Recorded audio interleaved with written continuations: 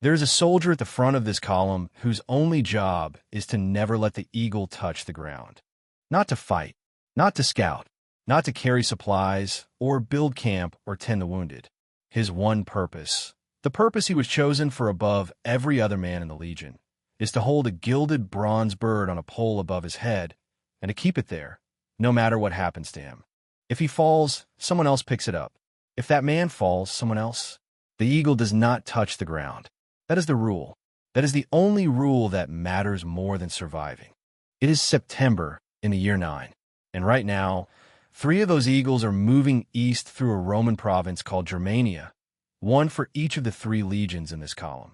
Legio 17, Legio 18, Legio 19, 20,000 men, stretching 12 miles along a road that becomes, gradually, less of a road and more of a suggestion. The amber light of a late summer afternoon falls through the canopy above them. The eagles catch it and throw it back, gold against the green shadow of the forest. You are watching the most powerful military force on Earth at the peak of its confidence. And in 3 days, it will be gone. This is not a story about barbarians defeating Rome. This is not a story about Roman weakness or Roman arrogance or the inevitable decline of empires. This is a story about something far more specific and far more human, about what happens when the right warning reaches the wrong ears and the wrong man speaks in exactly the right tone of voice. Before we get to the forest, there is one warning you need to know about.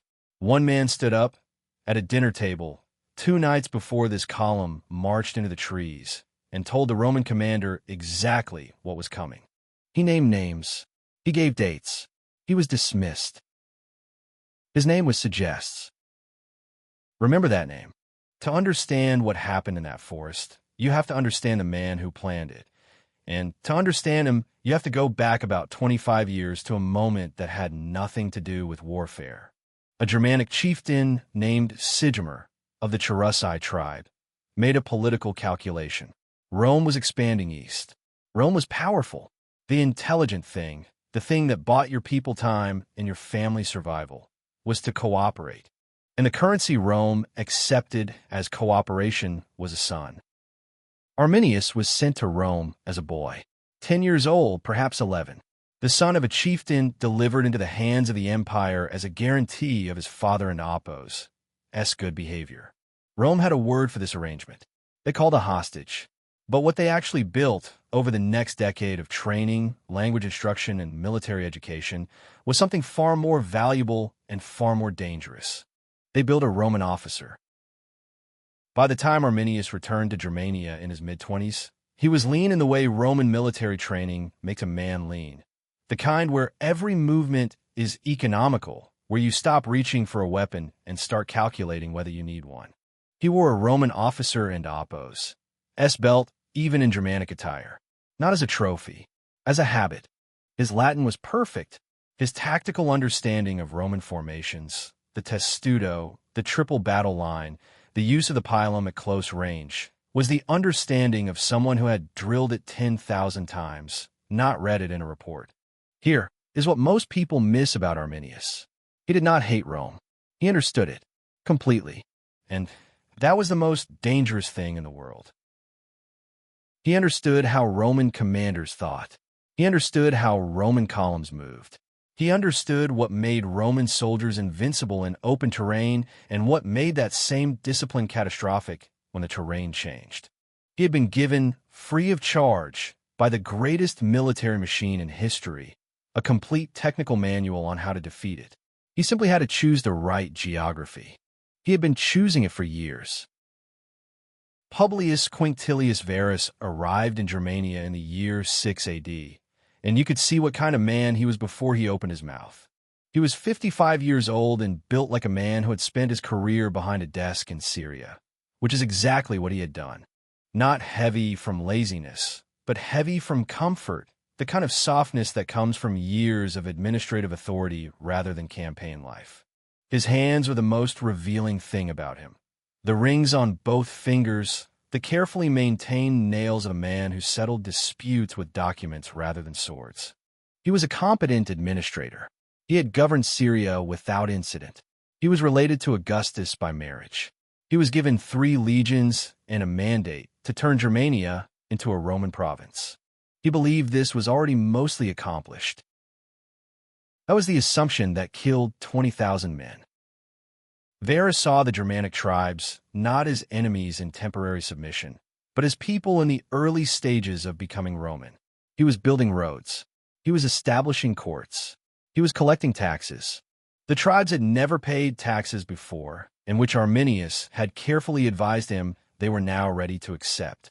Varus trusted Arminius the way a new manager trusts the local expert. Why wouldn't Oppos? Arminius was a Roman officer, a citizen, a man who had served the empire. The Romans had a word for the kind of disaster that was coming.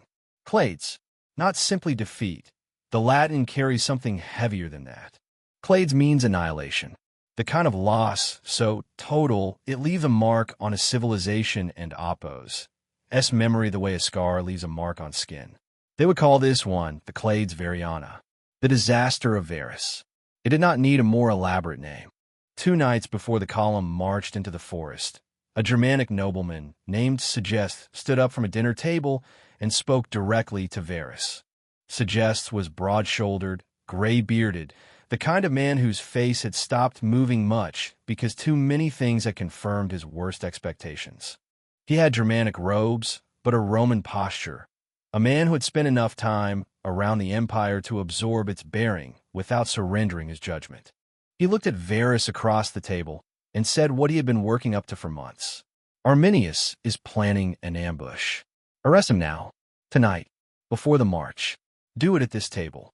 Varus knew that Segest was Arminius and Oppos, as father-in-law.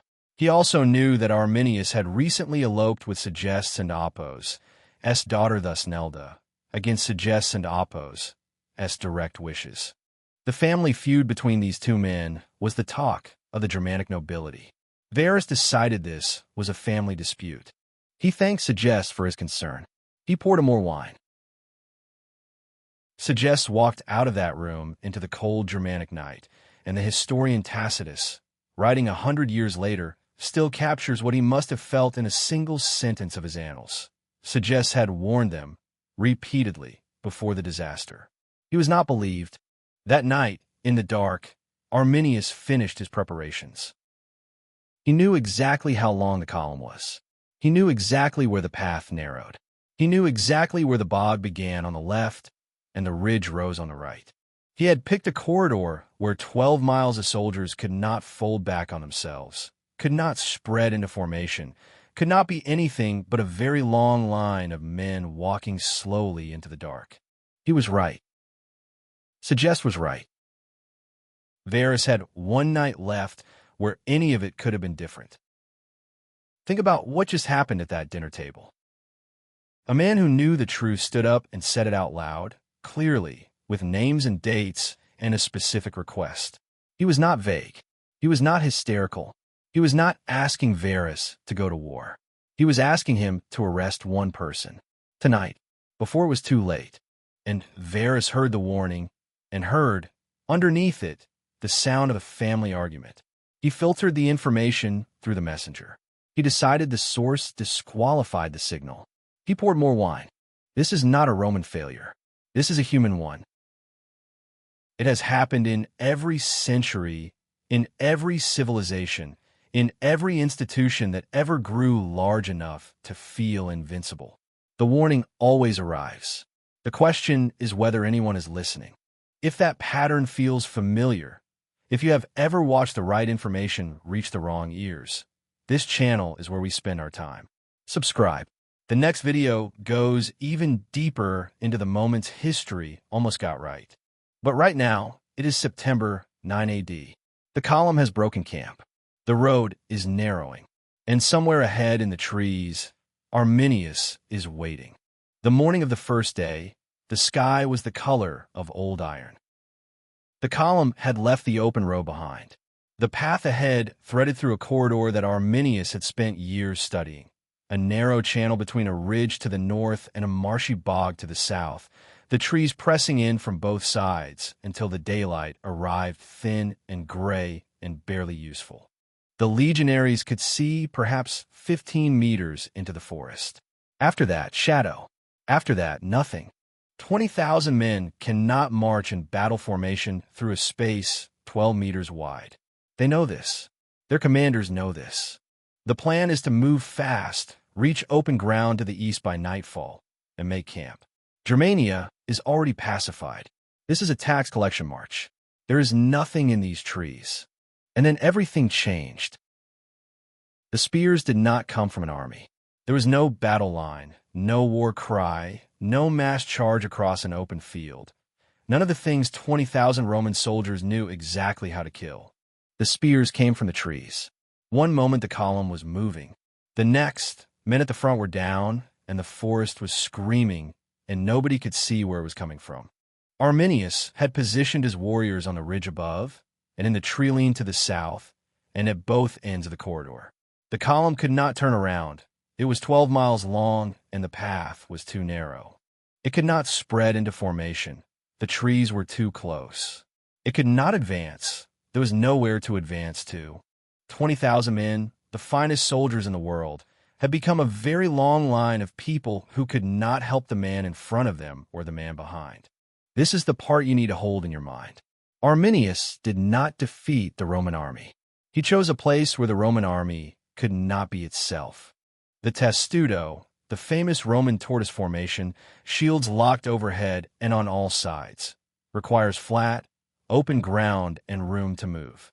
The triple battle line, the staggered rotation of fresh troops into the front, the pilum volley at close range, every one of Rome and Oppos, as tactical advantages required space. He had taken the space away. What remained was 20,000 individuals standing in the mud. The rain began on the first afternoon and did not stop. By the second day, the shields were waterlogged. A Roman scutum, the large rectangular shield that was the foundation of every formation, was made of laminated wood and leather. In sustained rain, it absorbed water until it was almost too heavy to hold. The men were exhausted. The column had barely moved. Every time it tried to consolidate into a defensive position, the terrain shifted, a bog where the map showed firm ground, a ridge that turned out steeper than expected, a tree-line that moved or seemed to because the men inside were moving with it. Cassius Dio, writing 2 centuries later from earlier sources, describes the scene with the precision of someone who could not quite believe it. The soldiers unable to use their bows because the strings were wet, unable to see their enemy, stumbling over their own fallen. Officers trying to organize a rearguard action on ground that would not hold their footing. The Germanic warriors pulled back between attacks, rested, ate, let the cold and the dark do their work, then came back. On the third day, the remnants of the column made their final stand. There was no dramatic last charge. There was a contraction, the survivors pulling together into whatever space they could hold, shields locked not in formation but in desperation, the eagles somewhere in the middle of it all, still upright because the men carrying them had not yet fallen. Then they fell. Publius Quinctilius Varus, his red commander into Oppos, as cloak on, his armor lost somewhere in 2 days of retreating through mud and trees, but still wearing his rings because a man holds on to what he is even when everything else is taken, fell on his own sword. Rather than be captured, rather than be paraded, it was the Roman thing to do, and he was whatever else he had failed to be, a Roman. 2 of the eagle-bearers went down fighting. Their eagles were taken into the forest. One Aquilifer, one soldier carrying one golden eagle, managed to break from the collapse and run. He threw the eagle into the marsh as he ran, so it could not be taken. Whether he survived, the sources do not say. What the marsh kept, it kept for years. The silence after a battle is its own kind of sound. The historian Tacitus, writing about what Germanicus found when he reached this place 6 years later, does not describe chaos. He describes stillness. Bones in the mud, skulls mounted on the trees, Roman skulls, displayed the way Rome displayed the heads of conquered enemies, turned back on the conquerors. Fragments of armor half swallowed by the earth. The forest had begun, quietly and without hurry, to digest 20,000 men. No rescue came. None was possible. Legions 17, 18, and 19 ceased to exist in the forest of Teutoburg in the autumn of the year 9. 3 days, 12 miles, and then nothing at all. The message reached Rome in late September. Augustus Caesar was 72 years old, and he had spent 50 years building the most stable political structure the ancient world had ever seen. He had survived civil wars and assassinations and the collapse of the Republic. He had outlasted every rival. He had, by most measurements available to him, won. He received the news of Teutoburg and, according to Suetonius, came apart. Not privately, not with the controlled grief of a statesman. He wandered the imperial palace for months, unwashed, eating irregularly. The same man who had remade the world, now walking its corridors in the dark, stopping at walls, pressing his head against the stone. And sometimes, not once, but repeatedly across those months, he was heard to say the same thing. Varus, give me back my legions.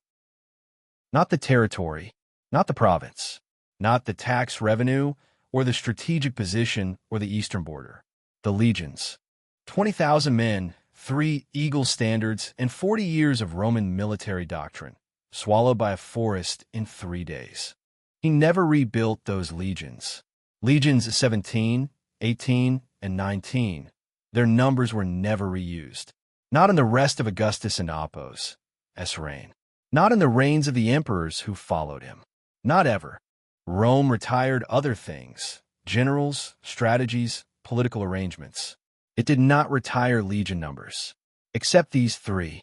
These 3 it buried. 6 years passed. Then Rome sent Germanicus.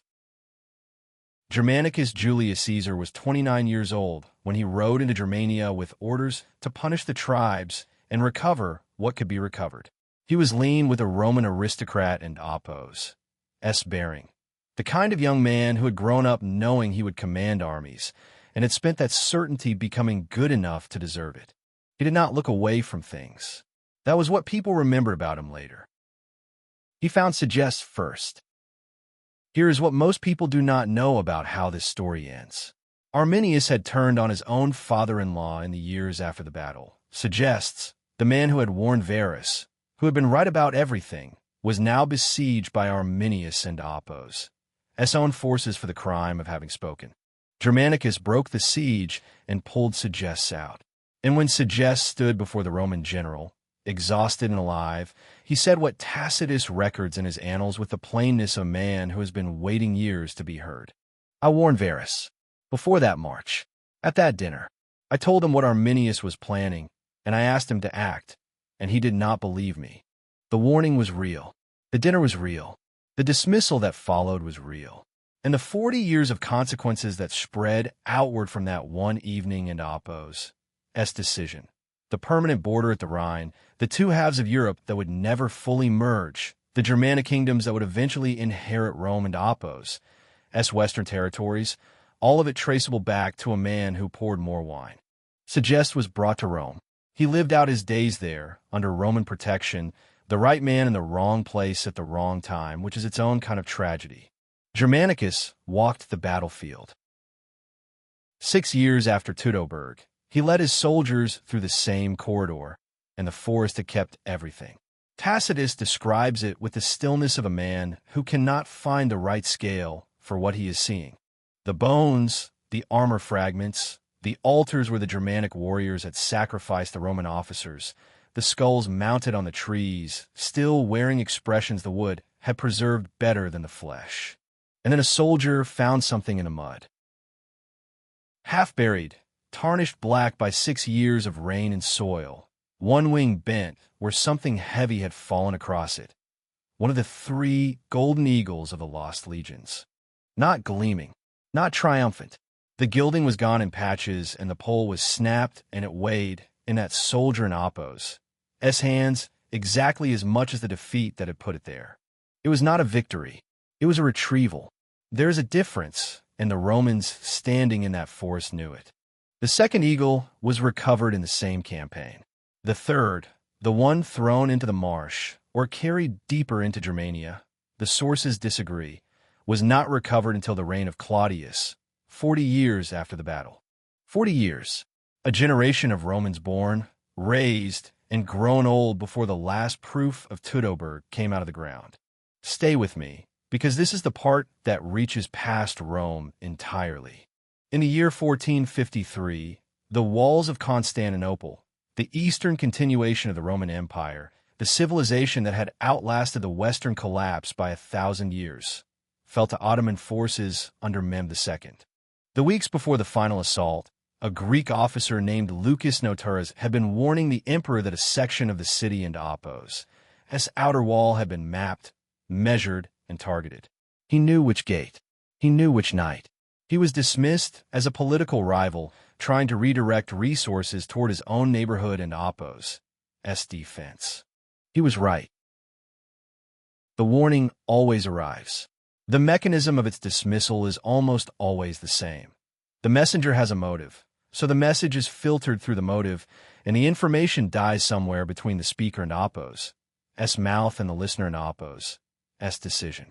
Varus heard suggests and heard a father and Apos' grievance. Constantine heard Notaras and heard a politician and Apos' self-interest. The signal was real both times. The noise around it was real both times. The difference between survival and catastrophe was the ability to separate them. That ability is not political, is not military. It is not a skill that empires learn reliably across centuries. Even after the cost of failing, it has been written in bones in the mud of a German forest.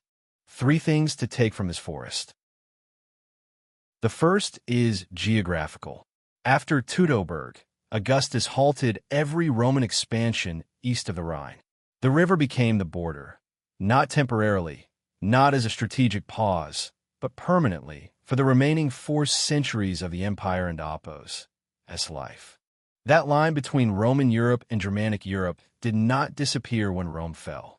It persisted in the kingdoms that replaced Rome, in the languages that developed on either side of it, in the borders of nations that exist today. One ambush in 3 days of reign drew a boundary that 400 years of subsequent history could not fully erase. The second is personal. Suggests warned Varus for complicated reasons. A daughter taken against his wishes, a rival he wanted arrested, a father and Apos' fury dressed as political intelligence. His motives were real. His warning was also real. These 2 things coexisted without canceling each other out. The question you have to ask every time, in history and in your own life, is not who is telling you. It is what they're telling you. The third is the one that stays. Rome spent 40 years trying to recover 3 bronze birds on poles. Not because the eagles had military value. Not because their recovery changed any border or reversed any defeat. They spent 40 years because an empire is not an army, and it is not a territory, and it is not a tax base. An empire is a story as civilization tells about itself, that it is ordered, that it is powerful, that its symbols mean something permanent. The eagles were that story, cast in bronze, carried at the front of every column. When the forest took them, it did not just take 3 military objects. It took the story. When Germanicus and Apos' soldier pulled the first one from the mud, tarnished, bent, barely recognizable, Rome did not celebrate. It wept, because now it knew, with the weight of the thing in its hands, exactly what had been in that forest all along. Varus had one warning, one night, one decision. Do you think he ever understood what he had done? Or did he die in that forest still believing Arminius was his friend? Tell me below. The forest kept its secrets for 6 years. History keeps them longer. Silence. End card.